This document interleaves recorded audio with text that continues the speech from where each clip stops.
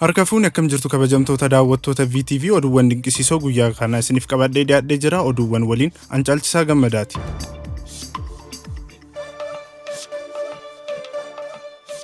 Daayimandiin gurraachi umrii waggaa biliyoona tokko gurgurtaaf dhiyaate. Daayimandiin umrii waggaa biliyoona tokko ta'ee fi addunyaa irratti daayimandii isa guddicha jedhamee yaadamu caalbaasitti dhiyaateera.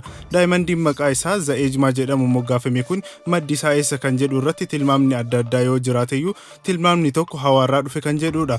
Kaaraatii 555.55 kan ta'e daayimandiin kun ulfaatinni isaa baay'ee guddaa kan jedhamu yoo ta'u caalbaasii istoobii London irratti geggeeffamu irratti daayimandiin kun gatii doolaara miliyoona 6 ta'uun ni gurgurama jedhamee eegama. Awurooppaatti feestivaalli ibsaa Kaampaagiitti baname. Feestivaalli ibsaa Kaampaagiitti baname kun ibsaa gurguddaa 50 kan dhaabame yoo ta'u kunis Awurooppaa keessatti isa guddaadha jedhameera. Akka qopheessitoonni himanitti feestivaalli kun namoota sababii vaayirasii kooroonaan bakka tursiisaa irra jiraniif akka sosocho'an ni yaadachiisa jedhaniiru. Ibsaan magariisni halkan hin gadhiifame kunis feestivaalli akka jalqabe beeksisa jedhaniiru.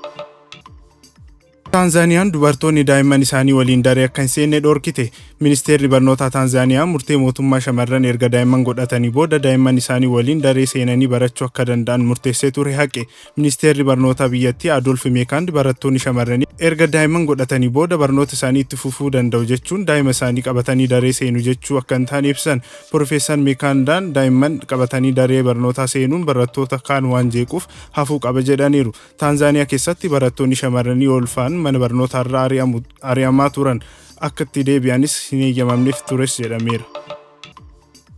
Daa'ima umrii baatii 6 allama wallaansa baqaqsanii hodhuu onnee godhamee fi daa'imni umrii baatii 6 dhalatee guyyaa 13ffaatti wallaansa baqaqsanii hodhuu onnee taasifamee fi UK Rakaasam irraa Linkan Edwardis dhibee onnee isa keessaa dhiigni akka sochoone taasisu waliin waan dhalateef wallaansa baqaqsanii hodhuu onnee isa jalqabaa argateera. Ji'a darbe onnee isaa guutumatti suphuuf jecha wallaansa baqaqsanii hodhuu sa'aatii 9f taasifameeraa fi daa'imni kunis fayyummaan isaa haala gaarii irratti argama. Amma maatiin isaa dhaabbata tola ooltummaa daa'imman dhibee wal fakkaataa qaban fi biyyoota hiyyeeyyii keessa jiraatan gargaaruuf maallaqa walitti qabaa jiran jechuun BBC Afaan Oromootu gabaase.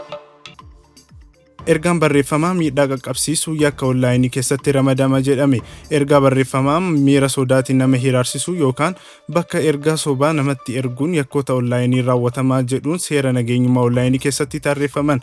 Seerri kun wayita mirkanaa'ee hojiirra oolu miidiyaaleen hawaasaa ergaawwan balaa geessisan dafanii hin haqan taanaan galii akka waliigalaatti addunyaa guutuu keessatti qaban harka 10 kan ta'u ni adabamu. Jijjiiramni seera bulmaataa dhiyoo kana taasifamu jiru kun miidiyaalee hawaasaa dursanii qabiyyeewwan miidhaa fidan akka sakatta'an fi ofirraa qolatan taasisa. Duraanuu miidiyaaleen hawaasaa kanneen akka Feesbuukii fi Tiwiitarii qabiyyeewwan fayyadamtoonni maxxansan kan miidhaa geessisiisanii fi seera ala ta'an yoo gabaafame dafanii haqu. Seerri kun tarkaanfii akka cimsu taasisa. Qabiyyeewwan balaafamoon osoo hin maxxanfamiin dursanii akka sakatta'anii fi qolatan seera kana keessatti eerameera. Senegaal shaampiyoona waancaa Afrikaa 33ffaa taate. Tapha xumuraa waancaa 33ffaa halkan kaleessaa Senegaalii fi Ijiptii gidduutti geggeeffameen Senegaal Ijiptii rukuttaa adda bahiinsaa injifachuun yeroo jalqabaaf shaampiyoona waancaa Afrikaa taateerti. Sa'aatii idilee fi dabalataa goolii malee xumuruun rukuttaa adda bahiinsaa Senegaal goolii 4-2 Ijiptii injifachuun shaampiyoona taateerti. Senegaal shaampiyoona waancaa Afrikaa ta'uu isheen doolaara miliyoona 5 badhaafamteetti.